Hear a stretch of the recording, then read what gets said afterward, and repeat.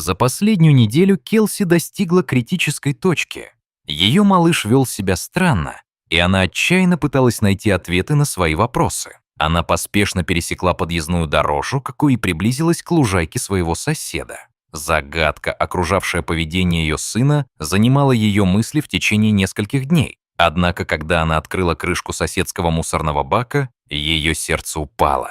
Она сразу поняла, в чем причина проблемы. Поначалу, когда Трэвис начал показывать на мусорный бак соседа, Келси это показалось милым. Она восприняла это как проявление его естественного любопытства к окружающему миру. Однако по мере того, как проходили дни, а Трэвис продолжал стоять у окна, хныча и не сводя глаз с мусорного ведра, первоначальное веселье Келси сменилось беспокойством. На третий день она поняла, что нужно действовать. Испытывая растущее беспокойство за своего сына Трэвиса, Келси поспешно отвезла его к врачу. Она не могла избавиться от ощущения, что что-то не так, как будто Трэвис пытался сообщить что-то важное, но не мог сформулировать это. Келси сидела рядом с сыном в комнате ожидания, и ее охватило чувство страха. В голове у нее проносились мысли: что если Трэвис заболел? Что если она пропустила что-то важное? Она даже не подозревала, что ждет ее в предстоящий день. После 10 мучительных минут доктор наконец появилась в приемной и окликнула ее по имени. С тревогой в карих глазах Келси взяла сына на руки и последовала за доктором по коридору. Наконец, в кабинете врача он спросил: «Что привело вас сюда сегодня?» Когда Келси начала рассказывать о ситуации, она заметила странное выражение на лице доктора. Сначала она истолковала его выражение как беспокойство, но по мере того, как она продолжала, она заметила, что морщинка между его бровями постепенно разглаживается. Закончив ее объяснение, он кивнул, делая пометки в своем блокноте. «Доктор, что вы об этом думаете?» — спросила она. Он снял очки и, встретив ее взгляд, ободряюще кивнул. «С вашим сыном все будет в порядке, но, возможно, было бы разумно осмотреть это мусорное ведро. Возможно, внутри есть что-то важное». По дороге домой Келси не могла выбросить из головы слова доктора. Что, если он что-то заподозрил? Что, если в этом мусорном ведре действительно было что-то важное? Ее снедало любопытство. Как только они приехали домой, Келси взяла сына на руки. Когда его взгляд упал на мусорное ведро, он сразу же начал показывать на него пальцем. Решив докопаться до сути, она решила провести расследование. На этот раз, придерживая малыша на бедре, Келси закрыла дверцу машины и осторожно пересекла подъездную дорожку. Она огляделась по сторонам, чтобы убедиться, что за ней не наблюдают посторонние, и приготовилась покопаться в мусорном баке соседа. Не обнаружив никого поблизости, она подошла к банке и осторожно подняла крышку. Однако, когда она увидела содержимое, на глаза у нее навернулись слезы. Это было зрелище гораздо более печальное, чем она могла себе представить. Проживающая в Тампе, штат Флорида, Келси Андерсон гордилась тем, что является преданной своему делу и заботливой матерью и женой. В повседневной рутине приготовления пищи, уборки и ухода за малышом, пока муж был на работе, она считала себя краеугольным камнем семейного счастья. Несмотря на то, что роль жены и матери, сидящей дома, сопряжена с определенными трудностями, Келси всем сердцем принимала их ради своей любимой семьи. Она верила, что они живут идеальной жизнью, не подозревая о скрытых за ней недостатках.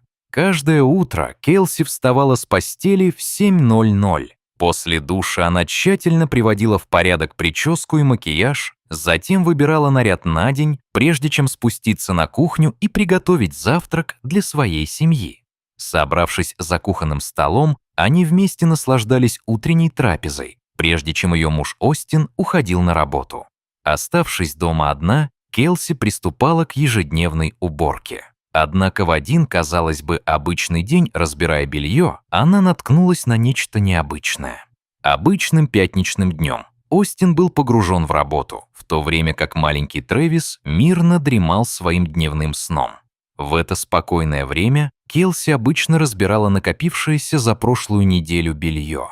Когда она забирала корзины с бельем из ванной и начинала разбирать одежду, ее внимание привлекло странное ощущение. В одном из карманов Остина она обнаружила нечто необычное. Сбитая с толку, она схватила брюки и начала рыться в карманах, чтобы найти маленький, аккуратно сложенный листок бумаги. Она медленно открыла его и обнаружила внутри квитанцию. Сбитая с толку, она просмотрела все пункты списка, но среди них были два, которые привлекли ее внимание.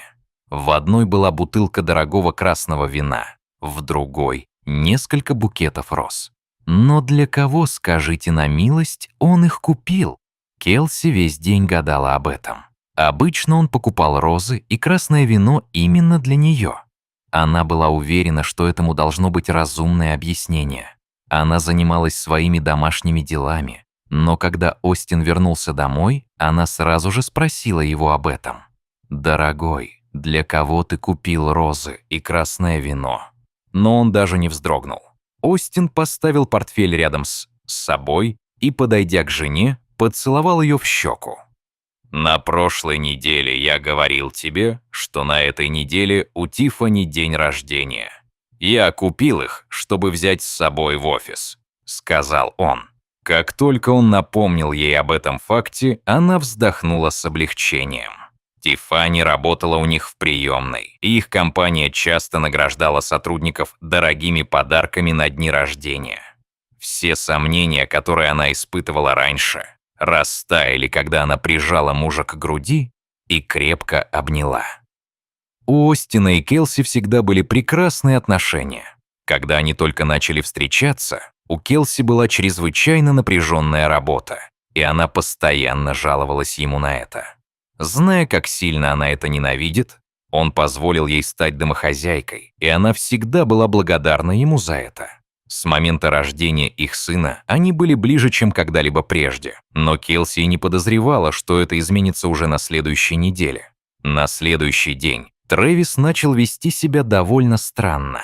Рано утром Келси услышала, как из гостиной доносится хныканье ее сына. Она бросилась проведать его, но не была готова к тому, что обнаружила. Когда Келси вошла в гостиную, она с удивлением обнаружила, что ее сын стоит у окна на входной двери и смотрит в него, указывая на что-то пальцем. Любопытство взяло верх, и она решила взглянуть. Она медленно подошла к сыну сзади и выглянула из-за его спины. Но в этом не было ничего необычного. Ее соседка Молли просто выносила мусор. Если бы только она знала правду. Она пожала плечами и, улыбаясь, взяла маленького мальчика на руки, прижимая его к своему бедру. Но когда они отошли от окна, ее сын продолжал смотреть в него. Но это не было одноразовым занятием. В течение следующих нескольких дней каждое утро повторялось одно и то же. Пока она готовила еду для своего сына, он сидел в гостиной, пялился в окно, показывал на улицу и ныл, требуя, чтобы мама посмотрела. Но это было еще не все. Каждый раз, когда она брала его на руки, он закатывал истерику и пытался вернуться к окну. Казалось, он хотел, чтобы она что-то увидела, но каждый раз, когда она проверяла, там ничего не было. С течением дня она все больше беспокоилась о его странном поведении. А разве она должна была о чем-то беспокоиться? Она решила не придавать этому особого значения. Она знала, что дети в его возрасте любопытны, и насколько она могла судить, он не выглядел больным или у него не было никаких проблем. Но однажды она просто не выдержала. В то утро, когда Остин ушел на работу, маленький мальчик выскочил из дома и бросился к мусорному баку соседа. Келси преследовал его по пятам. Что, черт возьми, на него нашло? Она схватила его прежде, чем он успел открыть дверь, и затащила внутрь, брыкающегося и кричащего. Именно тогда она решила обратиться к своему врачу. Что-то происходило, и ей нужны были ответы. В тот день, пока Остин был на работе, она отвела их сына к врачу, отчаянно надеясь получить хоть какие-то ответы. Но, рассказывая доктору свою историю, она заметила неуверенность в его глазах. Сначала ей показалось, что он выглядит обеспокоенным, но когда она продолжила, то заметила, что морщинка между его бровями разгладилась. Когда она закончила свое объяснение, он кивнул и что-то записал в своем блокноте. «Итак, что вы думаете, доктор?» Она спросила. Он снял очки и посмотрел на нее сверху вниз, снова кивнув. «С вашим сыном все будет в порядке, но, возможно, вам лучше проверить мусорное ведро. Возможно, в этом что-то есть». Она кивнула, и в ее голове пронеслась 1000 мыслей в секунду, когда она встала со своего места рядом с сыном. «О, и еще, миссис Андерсон», — начал доктор, «вам лучше проверить это сегодня, прежде чем завтра приедет мусоровоз». Она кивнула и покинула его офис, но по дороге домой думала о том, что он сказал. Он был прав. Ей следовало проверить, что находится внутри мусорного бака.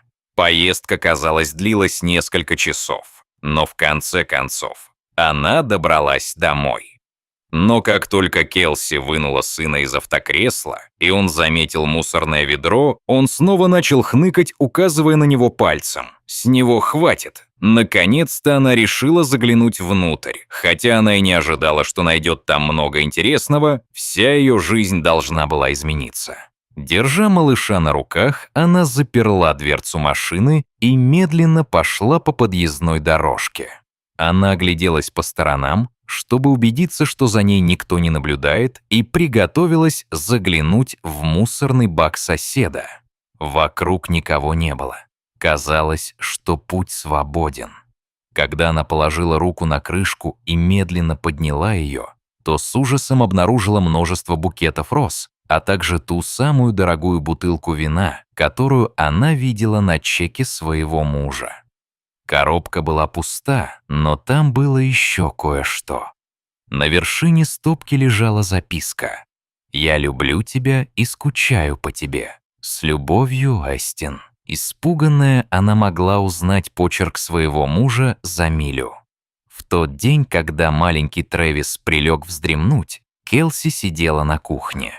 Ее нос покраснел, а глаза опухли от обильных слез. Все, о чем она могла думать, это роман ее мужа с соседкой. Она прождала несколько часов, но в конце концов услышала, как к дому подъехала машина Остина. В конце концов, она решила встретиться с ним лицом к лицу. Когда он вошел в дом, то был потрясен, обнаружив на столе перед женой увядшие розы, пустую бутылку из-под вина и записку, написанную от руки. Он уставился на нее в гробовом молчании. Он понял, что попался. Последние несколько часов я думала о каждом твоем приходе к ней домой, чтобы помочь с сантехникой. Горько рассмеялась Келси. В ту ночь пара сильно поссорилась. Остин умолял ее о прощении, но она отказалась. Последние 10 лет она была рядом с ним, только чтобы узнать ужасную правду. Она больше не хотела иметь с ним ничего общего. К концу ночи он ушел с сумкой в руке. Уже на следующий день Келси позвонила адвокату по бракоразводным процессам. На этом их история любви закончилась. С этого момента Келси пришлось учиться растить своего ребенка в одиночку, но она была бесконечно благодарна ему за то, что он помог ей узнать правду. В конце концов, она научилась двигаться дальше, но никогда не забудет мужчину, который предал ее самым ужасным образом из всех возможных.